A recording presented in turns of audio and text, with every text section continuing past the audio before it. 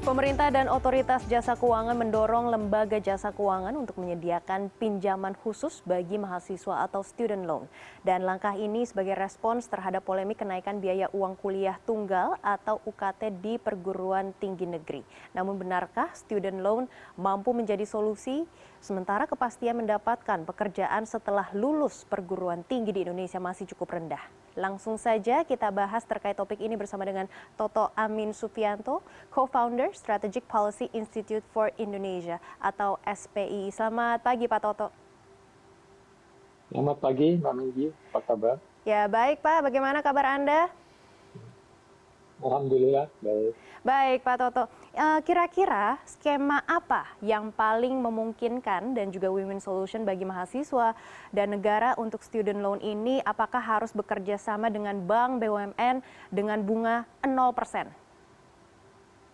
Ya, kalau belajar dari negara-negara yang sudah menerapkan seperti Amerika Serikat, saya kira sumber dananya itu harus sumber dana dan pemerintah ya, supaya lunak bunganya. Gitu. Nah, ini diterapkan salah satunya di Amerika. Itu kalau lihat statistiknya, itu banyak membantu kelompok-kelompok eh, keluarga miskin, kemudian dari sisi gender perempuan, itu membuka sekali peluang buat kelompok marginal yang disebut ini bisa mengenyam pendidikan tinggi.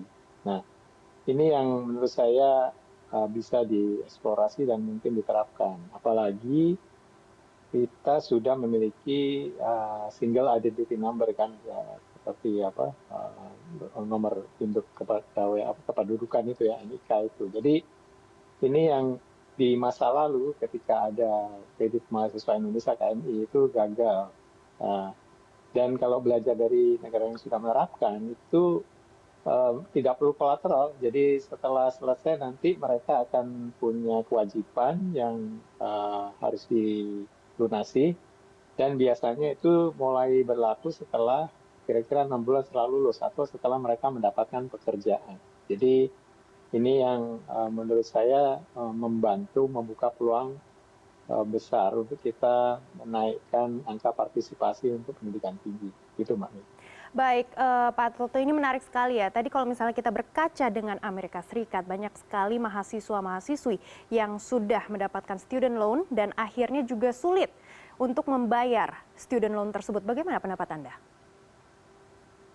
Nah, kalau dilihat dari statistiknya juga itu hanya 2% yang gagal ataupun ada bermasalah ya. Dan kalaupun risik lebih jauh itu adalah ketika mereka masih sangat muda, sekitar 18-19 tahun dan sudah punya utang yang jatuh tempo misalnya sampai puluhan ribu US dollar gitu. Nah, ini pada saat itu dipelajari ternyata karena mereka belum paham benar konsekuensi dari meminjam uang. Nah, ini mungkin bisa juga jadi pelajaran buat kita bagaimana memberi tahu dengan baik, sosialisasi dengan baik untuk pinjaman ini kepada anak-anak kita yang akan menempuh kuliah. Jadi ini yang menjadi pelajaran. Nah, kalau saya lihat tadi kemarin misalnya di Harvard itu ada dari statistik itu ada 21% yang kuliah karena berdasarkan student loan. Jadi banyak sekali mahasiswa di Amerika itu yang dari keluarga yang sebenarnya tidak mampu untuk membayar kuliah, tetapi akhirnya bisa terbantu dengan student loan. Nah, menariknya student loan ini di sini ini adalah sudah tersedia dan sudah lazim dipakai gitu ya, dan itu melalui situs pemerintah Amerika.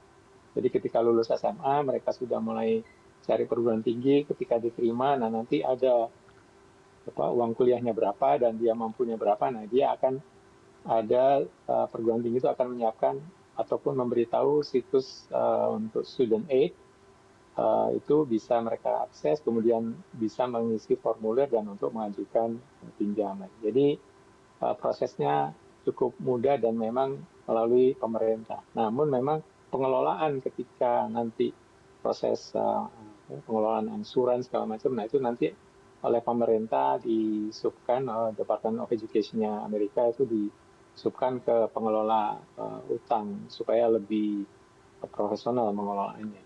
Jadi Ini juga tergantung beberapa status keluarganya ya. Jadi ada yang bunga rendah atau ada yang 0%, ada bahkan yang beasiswa, itu tersedia semua di situs pemerintah itu. Baik, jadi ini ada beberapa statistik yang kita juga harus ketahui. Ternyata di Amerika hanya 2% begitu ya yang kredit student loan-nya ini macet begitu. Dan menurut Pak Toto bagaimana pemerintah mengantisipasi kredit macet seperti yang terjadi di Amerika Serikat sehingga berujung pada pinjaman yang justru membebani mahasiswa karena masalah di Indonesia adalah masih rendahnya penyerapan tenaga kerja bagi lulusan S1. Ya, itu memang risiko yang harus diperhatikan ya. Kira-kira akhirnya bayangan saya nanti eh, pinjaman ini akan menyasar pada bidang-bidang yang memang diperkirakan untuk ketika lulus nanti mendapat pekerjaannya lebih mudah. Tapi menurut saya jangan ke pinjamannya dulu ya yang dipikirkan, tetapi semangat bahwa kita ingin membantu anak-anak dari keluarga menengah bawah untuk bisa mengakses pendidikan tinggi. Nah, itu harus dengan semangat kita ingin membantu mereka. Jadi jangan dengan semangat untuk supaya dapat untung dari pinjaman mahasiswa ini. Jadi menurut saya harus semangat itu dulu. Nah, setelah itu baru dipikirkan bagaimana menyalurkan pinjaman ini secara baik dan memang fokus untuk keluarga menengah ke bawah. Karena di Amerika saya amati adalah berkat pinjaman ini sebenarnya akhirnya banyak keluarga yang terbantu, yang memiliki anak-anak yang bisa mengenyam pendidikan tinggi dan kemudian menaikkan status sosial ekonomi keluarganya. Nah, ini menurut saya rekayasa sosial yang cukup berhasil, dan ini juga rahasia kenapa mereka bisa memiliki sumber manusia berkualitas di negaranya. Jadi bayangkan kalau misalnya tidak ada pinjaman ini, saya kira banyak keluarga yang tidak bisa mengirim anaknya untuk kuliah di perguruan tinggi. Jadi, dan ini juga bisa menjadi rekayasa sosial yang lain adalah nanti ketika lulus misalnya buat mereka yang menjadi pegawai negeri atau menjadi polisi dan anggota militer itu biasanya terus ada pembebasan, ada semacam keringanan begitu. Nah, banyak sekali model-model yang bisa dipakai ya. Jadi menurut saya ini salah satu alternatif yang bisa dipakai di tengah keterbatasan kapasitas fiskal kita. Itu. Jadi bagaimana mendayagunakan anggaran yang ada itu dan terbatas itu untuk pemanfaatan yang jauh lebih besar. Karena dengan pinjaman itu akan terus bergulir dan akan bertambah. Soal macet memang itu terjadi ya, tetapi bukan berarti terus kita takut macet terus tidak jalan karena pelajaran dari banyak kasus juga sebenarnya banyak yang berhasil dibanding yang gagal bayar ya. Jadi ini yang perlu kita lihat manfaat.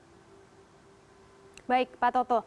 Kalau misalnya di Amerika Serikat sendiri mungkin budayanya kan lebih individualistik gitu ya. Semuanya mahasiswa-mahasiswi mereka akan tanggung jawab dengan student loan yang mereka sudah pinjam untuk melunasi dan juga tentunya mencari pekerjaan dan lain-lain. Tapi kalau misalnya di Indonesia kita mempunyai budaya yang kekeluargaan, gotong royong seperti itu. Nah, perlukah kita sebagai orang tua mahasiswa juga mewaspadai resiko di balik janji manis pinjaman kuliah mahasiswa? Uh, Ya, itu kalau itu bisa tersedia sih bagus ya, keluarga, kerabat bisa membantu menyediakan. Tetapi menurut saya kalau membantunya itu diberikan, ya, biasanya ya sudah habis selesai. Tetapi kalau misalnya itu dalam bentuk pinjaman kan uangnya bisa kembali lagi dan bisa dimanfaatkan untuk yang lain. Jadi dari sisi penggunaan dan replikasi dari pemanfaatan dana yang ada itu jadi lebih besar, replikasinya lebih banyak, manfaatnya juga bisa lebih berlangsung lama. Gitu. Jadi menurut saya ini tak lagi-lagi ya alternatif ketika keterbatasan anggaran untuk membantu pendidikan tinggi. Jadi dan juga kita masih ada potensi untuk itu. Banyak sekali anak-anak kita dari keluarga menengah bawah yang tidak bisa mengenyam pendidikan tinggi, misalnya dari kelompok yang disebut not in education, in training ataupun in employment. Jadi ini menurut BPS sekitar 9 juta lebih ya. Jadi usia 15 sampai 24 tahun ini saya kira dengan disediakannya pinjaman mahasiswa ini saya kira mudah-mudahan bisa menambah jumlah angka partisipasi mereka di pendidikan tinggi dan sekaligus mengurangi saya sebutnya pengangguran tersembunyi ini karena dengan makin banyaknya anak muda ya berkat bonus demografi kita harus benar-benar mendorong mereka untuk menjadi kompeten gitu dengan pendidikan tinggi. Kalau bonus ini dibiarkan saja nanti banyak yang bilang akan menjadi bencana demografi. Jadi lebih baik mereka diberi peluang untuk pendidikan tinggi. Jadi itu sih karena Baik. daripada mereka terjebak pada pinjol ya dan atau bunga kartu kredit yang lebih mahal, saya kira pemerintah bisa turun tangan untuk membereskan kesulitan mereka untuk kuliah. Baik, tentunya edukasi adalah fondasi dari kekuatan SDM dan kami juga akan terus memantau kebijakan student loan dan juga penerapannya di Indonesia. Terima kasih Pak Toto sudah bergabung bersama kami di CNN Indonesia Bisnis dan Terima kasih, Mbak Referensi. Meggy. Ya.